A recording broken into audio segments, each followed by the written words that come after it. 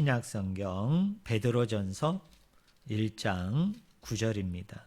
제가 가지고 있는 성경책은 376쪽입니다.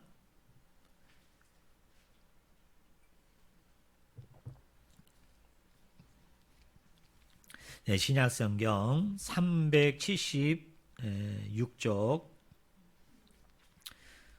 베드로전서 1장 9절을 보겠습니다. 오늘은 우리 한 절만 봅니다. 우리 베드로전서 1장 9절. 네, 제가 읽어드립니다. 믿음의 결국 곧 영혼의 구원을 받음이라. 아멘. 오늘 같이 읽은 베드로전서 1장 9절의 말씀을 가지고 변화된 삶으로서의 증거라는 제목으로 같이 하나님의 말씀을 나누기를 원합니다. 어제 기독교 기본 진리 우리 강의 여러분 잘 들으셨죠?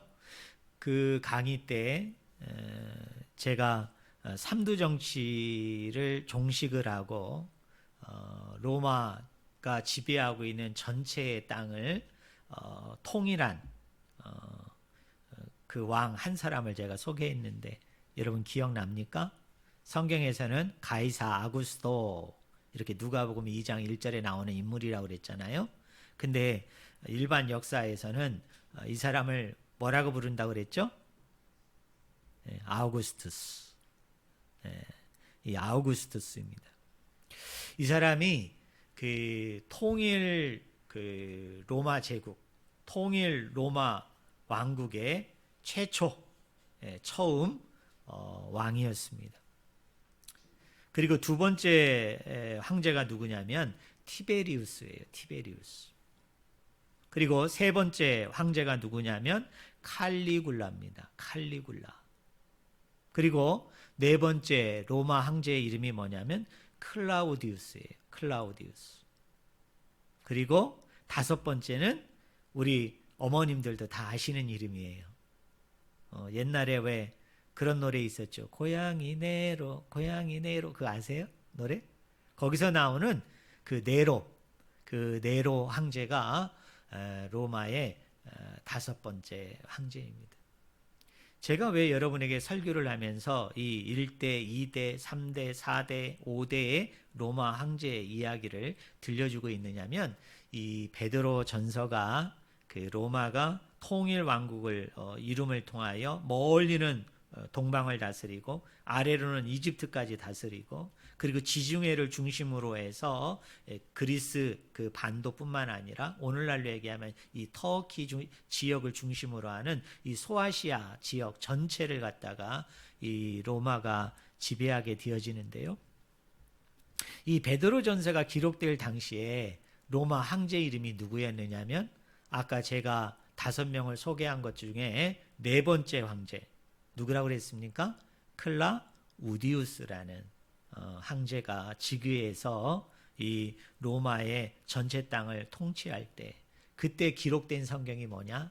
그게 베드로 전서, 베드로 후서라는 여러분 성경입니다.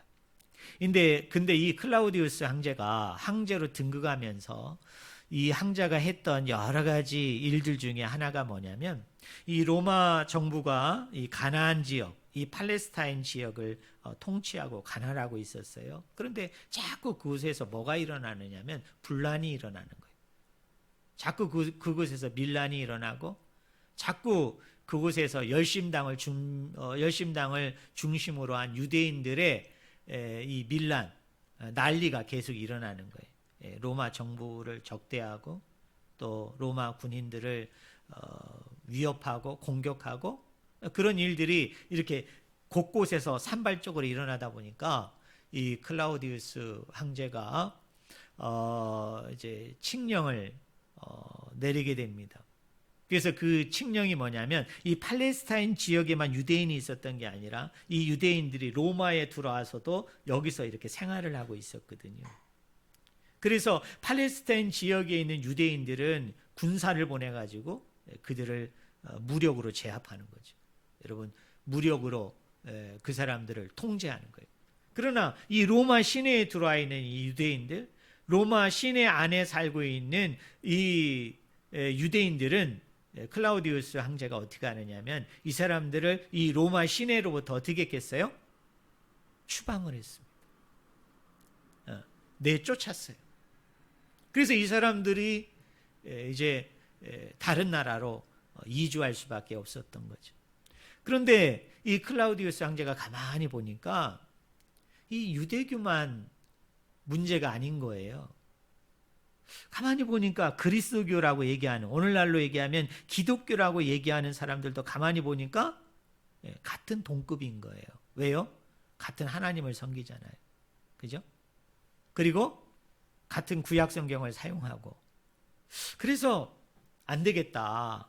그래서 클라우디우스 황제가 유대인들을 추방하면서 같은 동급으로 그리스도교, 기독교 믿는 사람들을 그렇게 간주를 해가지고 이 사람들을 어떻게 하냐면 로마로부터 이 사람들을 추방합니다. 로마로부터 이 사람들을 내쫓아버려요. 그 중에 대표적인 사람이 누구냐면, 추방된 그리스도인 중에 대표적인 사람이 누구냐면 사도행전 18장 1절부터 3절에 보면 우리 성도님들이 한 번은 들어왔을 거예요. 아굴라와 브루스길라라는 부부가 있었어요. 이 사람들은 그 로마의 시내에 있는 로마 교회를 다니고 있었는데 유대인들이 추방이 되고 그리스인들마저도 동급으로 여겨져서 추방이 되기 때문에 더 이상 로마 교회에 출석할 수가 없어요. 더 이상 로마 시내에 머무를 수가 없어서 이 아굴라와 브리스길라라는 이 믿음이 좋은 이 두 부부가 로마로부터 쫓겨나서 어디에 오게 되어지느냐면 고린도라는 지역에 오게 되어지면서 이제 바울을 만나게 되고, 그 뒤서부터는 바울의 이렇게 곳곳에 다니면서 전도 여행을 하는데, 선교 여행을 하는데 재정적으로 아주 많은 도움을 주게 되는 그 역할을 감당했던 사람이 누구냐? 아굴라와 브리스길라라는 부부였어요. 그런데 이렇게 클라우디우스 황제에 의해서 로마에서 강제로 이 사람들이 추방을 당했어요. 유대인뿐만 아니라 동급으로 여겼던 기독교인들도 추방을 당한 거예요. 그래서 이 사람들이 추방을 당하여 가지고 이 사람들이 머무른 지역이 어디냐? 정착한 지역이 어디냐? 그게 베드로전서 1장 1절에 소개된 지역이 아닐까, 저는 그렇게 추측합니다. 여러분 한번 1절을 보세요. 예수 그리스도의 사도 베드로는 본도, 갈라디아, 갑바도기아, 아시아와 비두니아에 흩어진 나그네. 이 사람들이 누굽니까? 베드로 전서, 베드로 후서라는 이 편지를 받게 되는 수신자죠. 우리 옛날에 편지 쓸 때 발신자가 있잖아요. 그죠? 그리고 누가 있어요? 그 편지를 받는 수신자가 있죠. 지금 발신자는 누구로 소개됩니까? 예수님의 수제자였던, 예수님의 가장 1번 제자였던 베드로가 편지를 보내는데, 그 수신자들이 누구냐? 본도, 갈라디아, 갑바도기아, 아시아와 비두니아에 흩어진 나그네.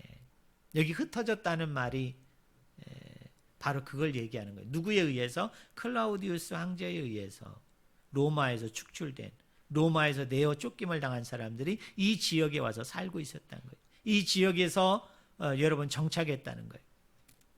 그럼 우리 성도님들에게 한번 물어볼게요.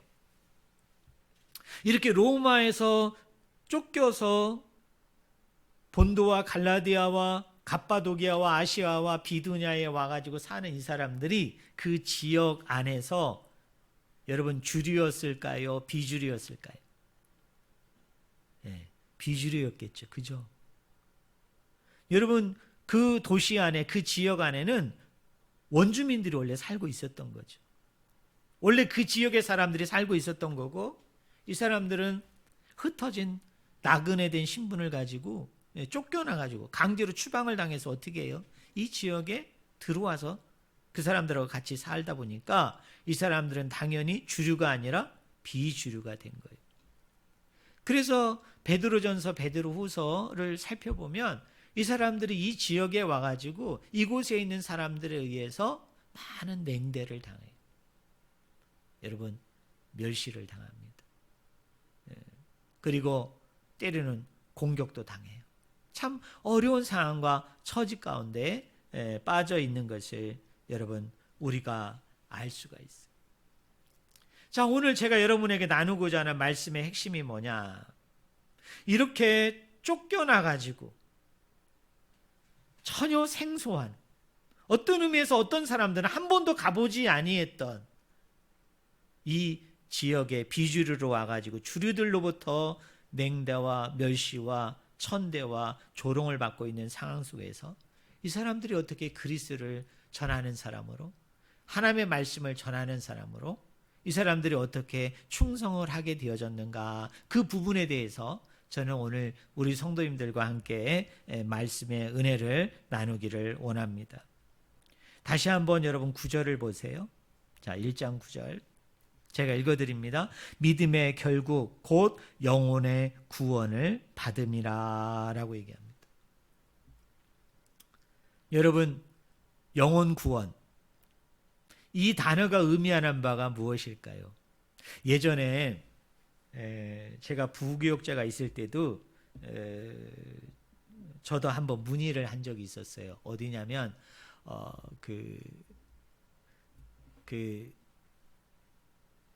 뭐라고 얘기합니까? 그 KT 그 전화국이라고 얘기해야 되나요? 뭐라고 해야 돼요? 통신국이라고 얘기해야 되나요? 우리 옛날에 왜 그 각자 집에 사업장에 그 전화번호를 이렇게 등록을 해서 받게 되어질 때 우리 그곳에 전화를 하게 되잖아요. 그때 많은 교회가 받고 싶어하는 그 번호가 있었어요. 끝자리 4자리. 여러분 뭐일까요? 예? 9자? 4글자. 영혼 구원을 여러분 숫자로 바꾸면 뭐죠? 0, 6, 9, 1. 그래서 0은 0이고 6은 6이잖아요. 그러니까 0, 6, 9를 갖다가 한글로 쓰면 뭐죠? 9. 그 다음에 맨 뒤에 있는 1은 1로 하지 말고 1, 2, 3 할 때 뭐예요? 1. 그러니까 이거를 갖다가 이렇게 음역을 하면 영혼 구원. 그래가지고 그 번호를 받으려고 교회가 얼마나 애쓰는지 몰라요. 또 우리 성도님들 중에 가끔 보면 그 핸드폰 뒷자리 보면은 0691, 0691로 되어 있는 분들도 많은 걸 알 수 있어요. 그래서 제가 가끔 이상한 번호가 오게 되면은 딱 제가 번호를 봐요. 그러면 그 번호에 뭐라고 쓰여 있냐면 끝자리가 0691 이렇게 돼 있으면 제가 무슨 생각을 합니까? 이번 교회 다니는구나. 이거 내가 전화번호 모르는 목사님, 주회종들이 나한테 전화하나 보다. 그래서 제가 그 전화는 피하지 않고 제가 꼬박꼬박 받습니다. 왜냐하면 우리가 교회 다니는 사람들이 받고 싶어하는 번호거든요. 근데 여기 1장 9절에 이 영혼 구원이라는 말을 우리 성도님들이 오해하면 안 돼요. 왜냐하면 여기 영혼 구원은 여기 베드로전서 이곳에만 딱 한 번 나옵니다. 이곳에만 쓰여요. 참 신기하죠? 우리가 구원 그러면 우리는 인간은 뭐와 뭐로 구성되어 있어요? 육체와 영혼으로 되어 있죠. 그래서 우리가 구원받는다는 건 영혼만 구원받는 게 아니라 우리 모두 구원받아요? 육체도 구원받아요. 몸도 구원받아요. 근데 육체의 구원이 뭐예요? 그게 부활이에요. 부활. 여러분 우리가 이제 나이를 먹게 되면 죽잖아요. 그죠? 그때 죽게 되어질 때 일단 우리 몸은 죽어요. 우리 몸은. 그리고 영혼은 살아나서 어디 갑니까? 하늘나라 가요. 천국에 가요. 하나님 나라에 가요. 그런데 이 육신은 화장을 하든지 아니면 매장을 하든지 어차피 뼈가루를 뿌리든 아니면 그 몸을 산채로 묻어버리든 그냥 땅속에 여러분 그냥 잠기는 거잖아요. 땅속에 묻히는 거잖아요. 그랬다가 언제 예수 그리스도가 이 땅에 다시 오는 날, 예수 그리스도가 이 땅에 재림하는 날, 그 육신이 어떻게 돼요? 부활함을 통해서 저 하늘에 먼저 올라가 있는 영혼과 만남을 통해서 영혼이 썩지 않는, 영혼이 쇠하지 않는 거룩한 변형된 몸을 가지고 영생한 가운데 살아가는 것을 우리 기독교에서 뭐라고 얘기해요? 다양한 구원의 의미 중에 한 축을 담당하고 있는, 한 중요한 축을 담당하고 있는 구원이 바로 그 구원을 이야기해요. 그런데 여기 영혼 구원이라는 이 단어는 그런 의미가 아니에요. 예를 들자면 죽었다가 살아나는 것, 또는 죽었다가 구원받는 것을 여기서는 영혼 구원이라고 말하지 않아요. 여기 영혼 구원이라는 말을 제가 헬라어 성경을 그대로 사역, 직역을 하면 이렇게 됩니다. 한번 여러분 따라해 보실래요? 너희의 구원. 네, 너희의 구원이란 말이에요. 너희의 구원. 이 말은 영혼만 구원이 되어지는 게 아니라 한번 따라해 보실래요? 총체적인 구원. 네, 한번 따라해 보세요. 총체적인 구원. 네, 전체 구원을 이야기해요. 전체 구원. 그러니까 많은 분들은 교회 다니면서 이런 생각을 하시면 안 돼요. 내가 구원받았다는 것은 내가 예수 잘 믿어서 나중에 죽게 되어주면 천국 가는 거야. 하나님 나라 가는 거야. 그것만 생각하면 돼요, 안 돼요? 안 되는 거예요. 구원은 시제로 얘기하면 과거적인 구원도 있고 현재적인 구원도 있고 미래적인 구원도 있어요. 근데 조금 아까 제가 설명한 구원은 어디에 더 가까울까요? 미래적인 구원이죠. 앞으로 받게 될 구원이에요. 그런데 그 구원은 무슨 구원도 있어요? 지금 현재 받고 있는, 누리고 있는 구원도 있어요. 또 이 현재에서 이전에, 과거에 내가 구원받은 것도 있어요.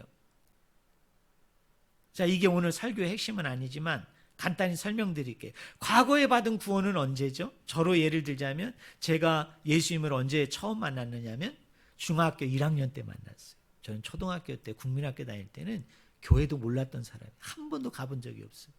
그래서 누군가의 전도를 통해서 제가 구원을 받았어요. 그게 과거적인 구원이에요.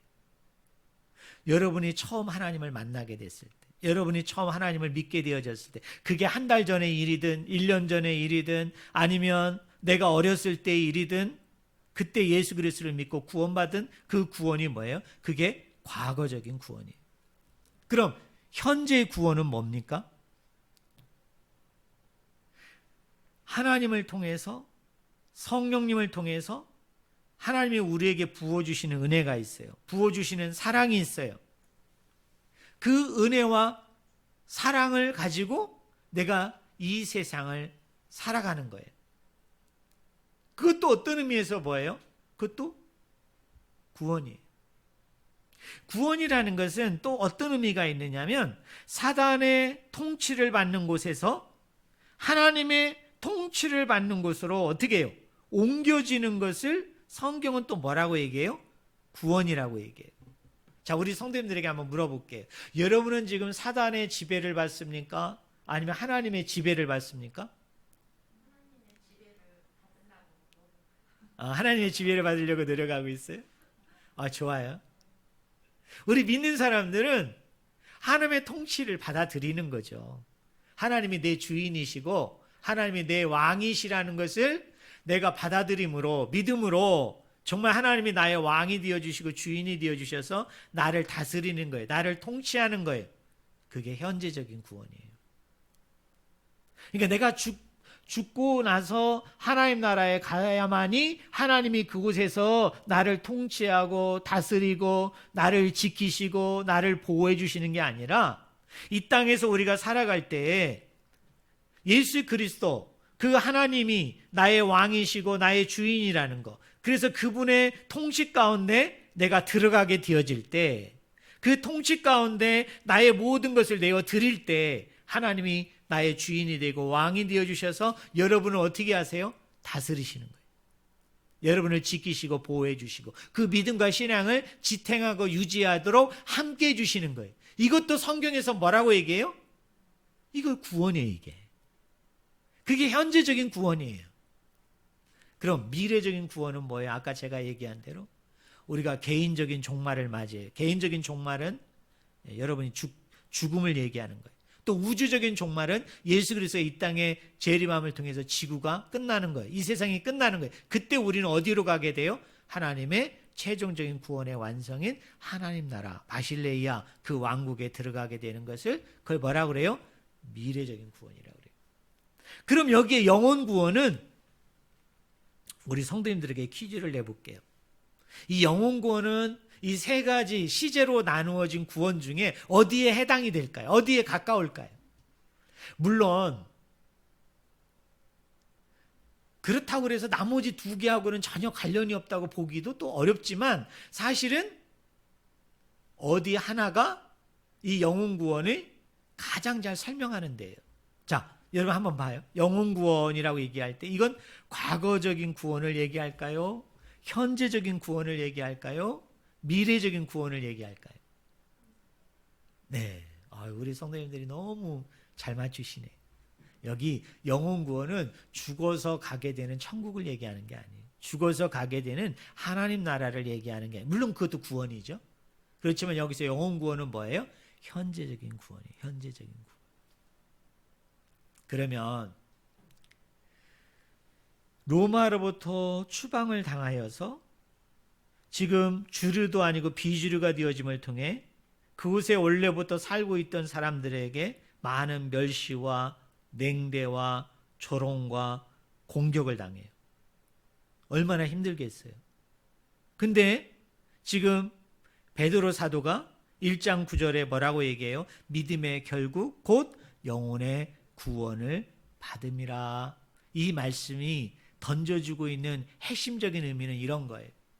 이런 상황 속에서 내가 그리스도를 전한다고 얘기할 때, 이런 상황 속에서 내가 하나님을 전파한다고 그랬을 때, 여러분 이런 상황 속에서는 뭘로 복음을 전할 수 있을까요? 뭘로 하나님의 말씀을 우리가 전파할 수 있을까요? 뭘로 할 수 있을까요? 이런 거예요. 우리가 이슬람이 다스리고 있는 나라에 여러분이 선교사로 갔다고 얘기합시다. 여러분이 복음을 전하는, 말씀을 전하는 사람으로 갔다고 얘기합시다. 자, 이슬람의 사람들에게 우리가 효과적으로 전도할 수 있는 방법이 뭐가 있을까요?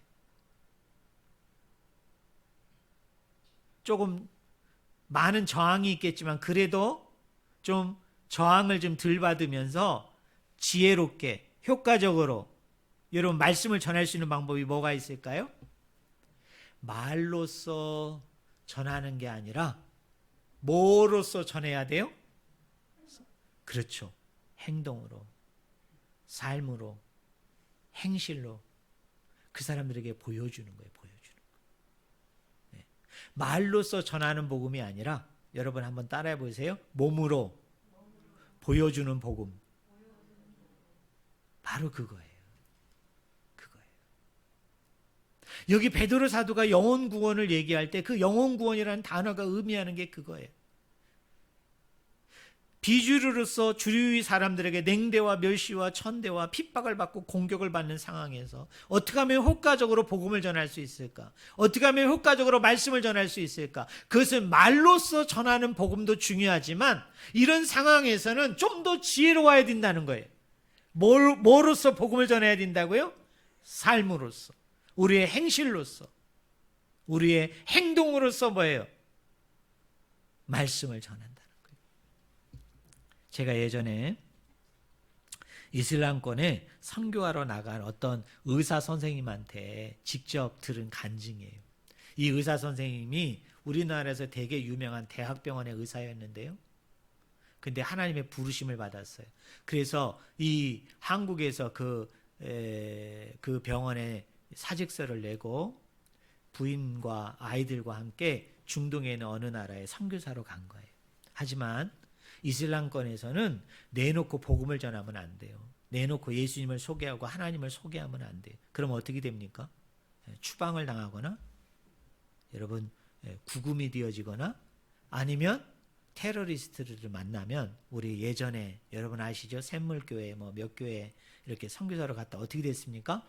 참수를 당하게 되잖아요. 그리고 죽임을 당한단 말이에요. 그러니까 이 의사가 그곳에 가서 이 사람이 복음을 전할 때 어떻게 전했느냐면 의료 행위를 하는 거예요.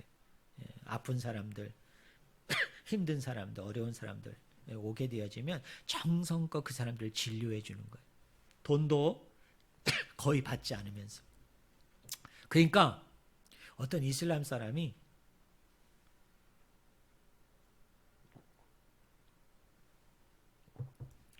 무슨 병 때문에 계속 찾아온 사람인데 이 의사 선생님께 질문을 했대요. 뭐라고 질문을 했냐면, 선생님께서는 왜 우리나라에 오셔가지고 저희들 같이 이렇게 가난하고 불쌍하고 힘든 사람들을 거의 돈을 받지 아니하고 이렇게 계속 무료로 이렇게 저희들을 진료해 주십니까? 치료해 주십니까? 그랬더니 그때서야 비로소 그 의사 선생님이 가까이 오게 해가지고 그 귀에 대고 이렇게 얘기했다는 거예요. 저는 하나님을 믿는 사람입니다. 근데 하나님이 당신을 사랑한대요. 그래서 저도 제가 가지고 있는 기술을 가지고 제가 가지고 있는 재주 재능을 가지고 하나님이 사랑하는 선생님을 저도 사랑합니다. 근데 이분의 간증에 의하면 이 친구가 감동을 먹은 거예요. 감동. 그래가지고 어떻게 해요? 이 사람이 그리스도인이 됐대. 여러분, 세례를 받고 그 삼엄한 핍박 가운데 속에서도, 그 어려운 가운데 속에서도 그리스도인으로서 여러분 계속 이 사람이 활동하게 됐다. 여러분, 이게 뭐예요? 이게 영혼 구원이에요. 이 영혼 구원은 복음을 말로써 또는 복음을 이야기함을 통해서 이 사람을 그리스도에게 인도했던 구원이 아니고, 여기서 영혼 구원이라는 단어는 무슨 뜻이냐면 우리의 삶을 통해서, 우리의 모습을 통해서 세상 사람들에게 뭔가 변화된, 거룩한, 뭔가 차별화된, 뭔가 바뀐 모습을 보여주는 거예요. 그래서 그걸 통해서 뭘 전하라는 거예요? 복음을 전하고 말씀을 전하고 하나님을 전하라는 거예요. 그래서 베드로전서 이곳저곳을 보면 이렇게 변화된 사람들로 말미암아 하나님의 복음을 증거하라는 강조들이 이곳저곳에서 많이 나타나요. 저는 오늘 그걸 다 소개해 드릴 수는 없고요. 딱 한 군데를 소개해 드리려고 합니다. 베드로전서 3장 여러분 1절을 한번 보세요. 자, 베드로전서 3장 1절 한번 성경책을 펴봅니다.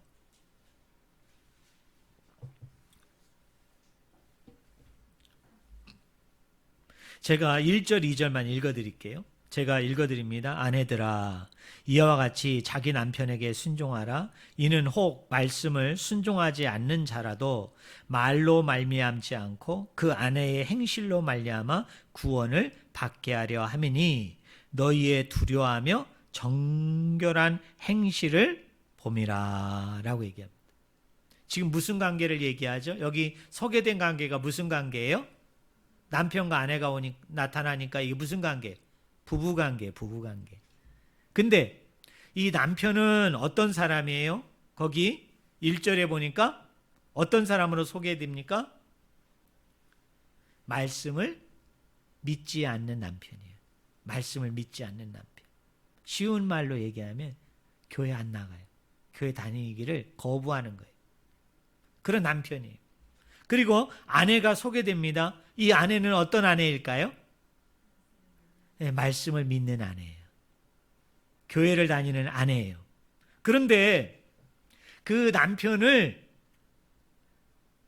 그리스도를 믿고 하나님을 믿음을 통하여 구원받게 할 때 뭘로 하라고 그랬어요? 뭘로? 거기 보니까 뭐로 말미암지 않고 말로 말미암지 않고 그 말은 뭐예요? 말로 전하지 말고 그 뒤에 나오는 단어 뭐라고 했어요? 아내의 뭐로 말미암아? 행실로 말미암아. 아내의 행실로 말미암아 그 남편을 뭐 받게 하라? 구원을 얻게 하라. 구원을. 이게 영혼 구원이에요. 베드로전서에서 소개되는. 네. 그럼 여러분 한번 생각해 봅시다. 좀 더 깊이 들어가 볼까요? 자, 믿는 아내가 믿지 않는 남편을 전도할 때 왜 말로 하지 말라고 그랬을까요?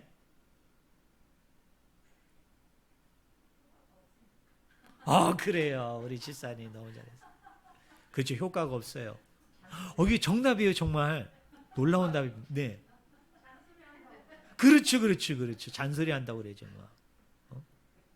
왜 말로 하지 말라고 그랬느냐면 이 남편은 하나님을 믿지 않는 남편이에요.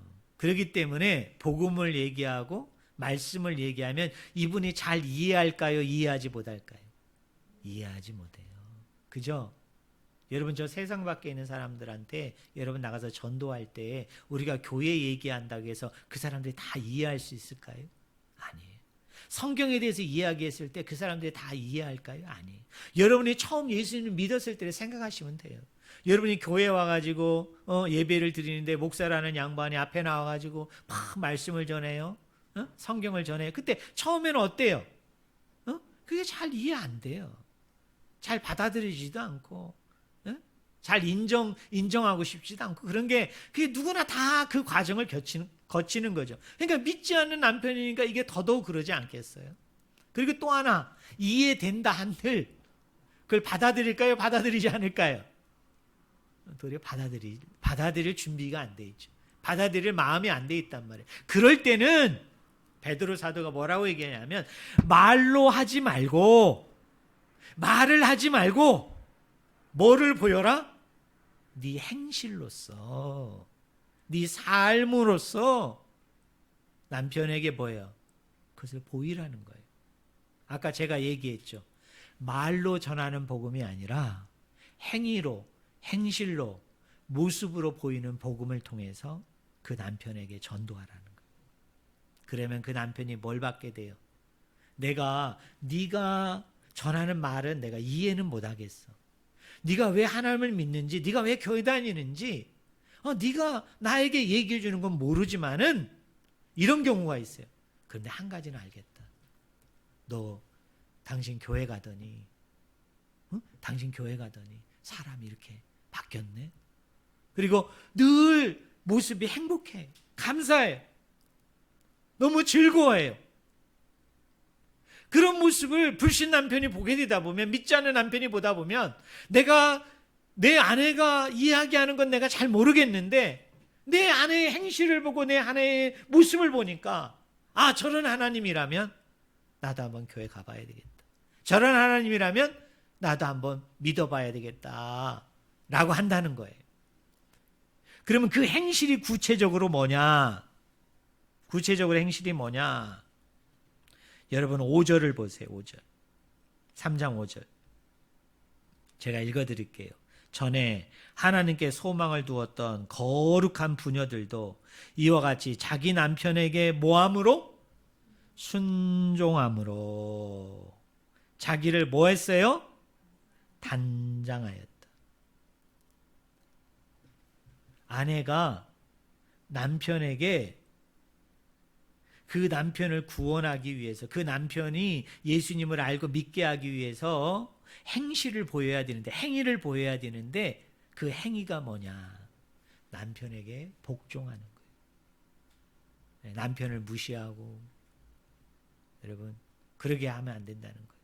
남편을 존중하고 사랑하는 가운데 남편의 말에 뭐 하라는 걸 보여주는 거예요? 복종하는 모습을 보여주는 거예요. 그랬을 때 말로서 전한 것이 아니라 행위로서 이렇게 내가 남편을 존중하고 사랑하고 남편을 인정하고 남편을 세워주는 것, 그것을 통해서 남편이 어떻게 됩니까? 예수님을 알게 되고 하나님을 알게 되고 그가 구원에 이르게 된다는 거예요. 이게 바로 베드로전서에서 얘기하는 영혼 구원이에요. 사랑하는 성도 여러분, 우리 성도님들 중에는 이렇게 부부가 같이 믿음 생활하고 신앙 생활하는 분도 계시지만 대표적으로 한국교회 안에는 남자들보다 우리 여자 성도님들이 훨씬 많으세요.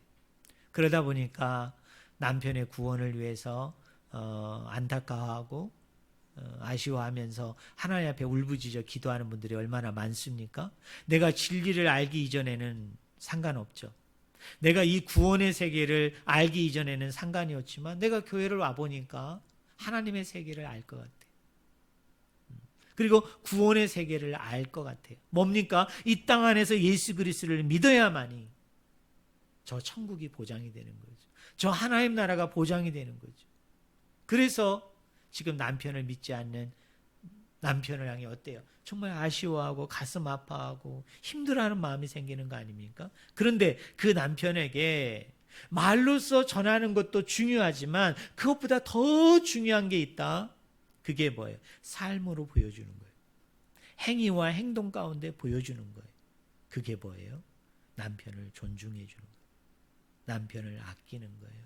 남편을 인정해 주고 남편에게 복종하는 거예요. 그걸 통해서 뭐예요?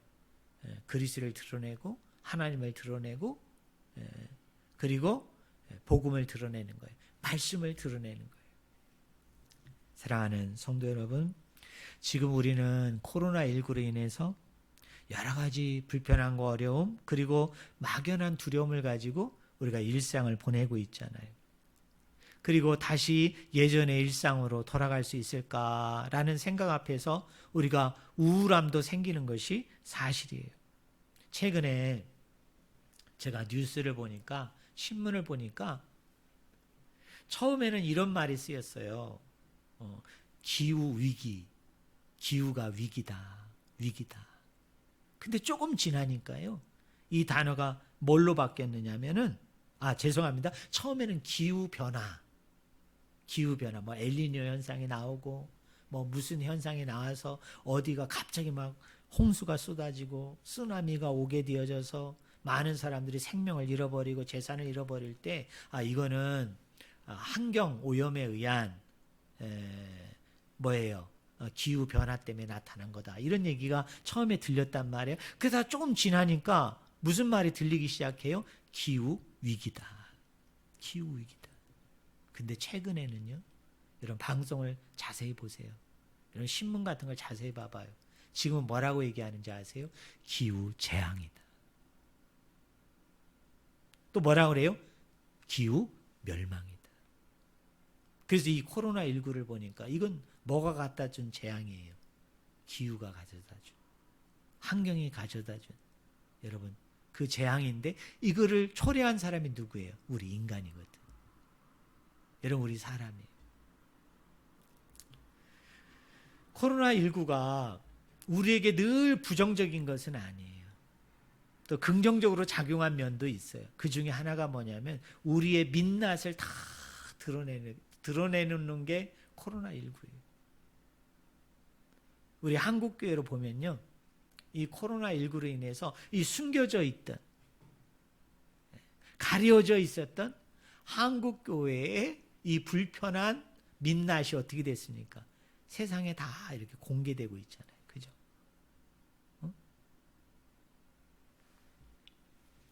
그런데 정말 가슴이 아픈 건 뭐냐면 교회가 세상의 갈등을 통합하고 세상의 갈등을 치유하는 공동체이기보다는요, 저도 한 명의 목사이지만 너무너무 가슴 아픈 건 교회가 더 혐오의 말을 하고 있고 교회가 더 갈등을 야기시키고 있다는 거예요. 여러분, 종교라는 말 아시죠? 종교라는 말이 영어로 릴리전이에요. 릴리전. 근데 이 단어가 라틴어에서 나온 말이죠. 라틴어는 렐리기오예요. 렐리기오. 이 렐리기오라는 말이 무슨 뜻이냐면 다시 묶는다, 이런 뜻을 가지고 있어요. 다시 묶는다.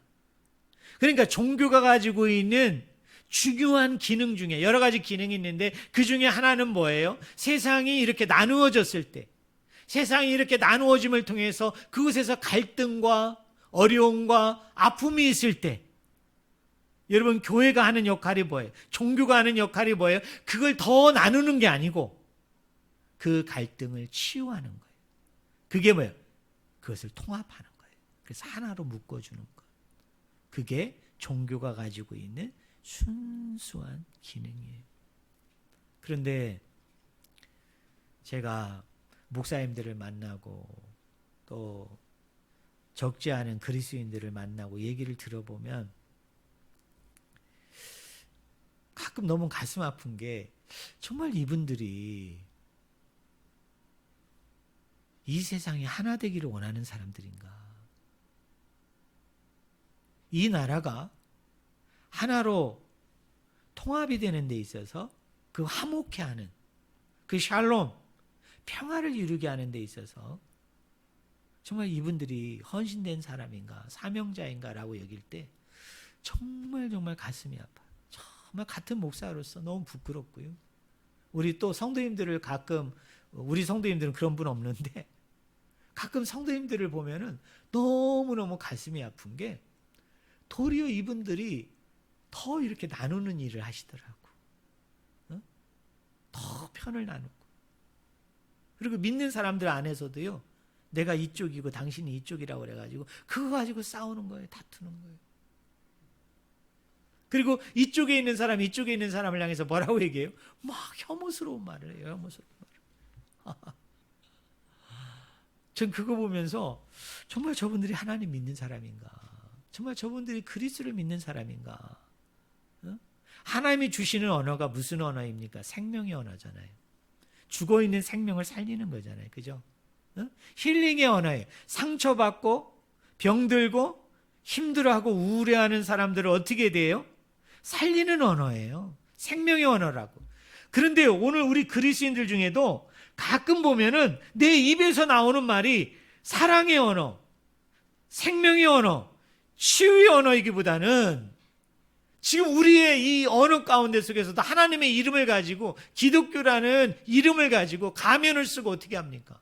사람들에게 증오의 언어, 저주의 언어, 죽은 언어, 편을 가르는 언어, 그런 언어를 쓰고 있다 이 말이에요. 저는 서울 우리 교회에 속한 우리 성도님들은 그러지 않으셨으면 좋겠어요. 우리의 사명은 이 주류 안에 들어오지 못해서 소외되고 낙심하고 좌절하고 고통과 아픔 가운데 신음하는 영혼들을 우리가 껴안아야 되는 거예요. 그래서 이 갈등을 치유하는, 이 나누어짐을 하나로 묶는, 그래서 그곳 안에서 하나됨을 추구하는 것이 그게 예수님의 정신이에요.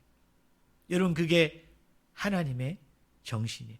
그리고 이런 일들을 교회가 잘 감당할 때 세상 사람들이 보면은 이게 뭐예요? 말로써 전하는 게 아니라 이게 생활로서 그들에게 감동을 주는 거예요.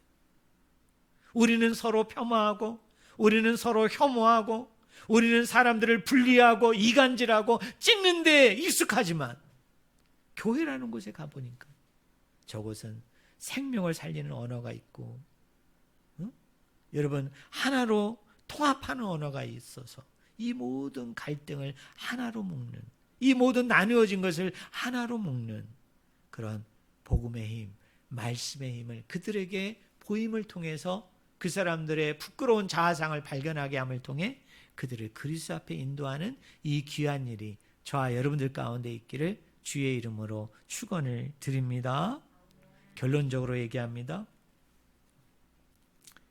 이 베드로 전설을 기록했던 수신자들의 상황은 로마에서부터 쫓겨났어요. 여러분, 쫓겨난다는 게 뭘까요? 집을 버리고, 여러분, 내 직장을 버리고, 내 삶의 터전을 버리고, 그죠? 쫓겨났는데 뭘, 여러분, 우리 옛날 피난민들 보세요. 뭘 가지고 나올 수 있겠어요? 강제로 추방당하면 뭘 가지고 여러분 나와서 살 수 있겠어요? 그런데 이곳에 쫓겨나가지고 이곳에 온 것도 서러운데 이곳에 있는 사람들이 냉대해요, 멸시해요, 조롱해요, 핍박해요, 고통을 가해요. 그런 상황 속에서도 이들에게 발견하는 놀라운 점은 뭐냐면 이런 속에서도 하나님을 얘기한다는 거예요. 예수님을 얘기한다는 거예요. 예수님을 증거하는 증인 공동체로서 자리매김을 했다는 거예요. 그런데 이 사람들이 어떻게 복음을 전했다고요? 말로써가 아니라, 그렇죠, 행실로, 행동으로, 삶으로 전했다는 거예요.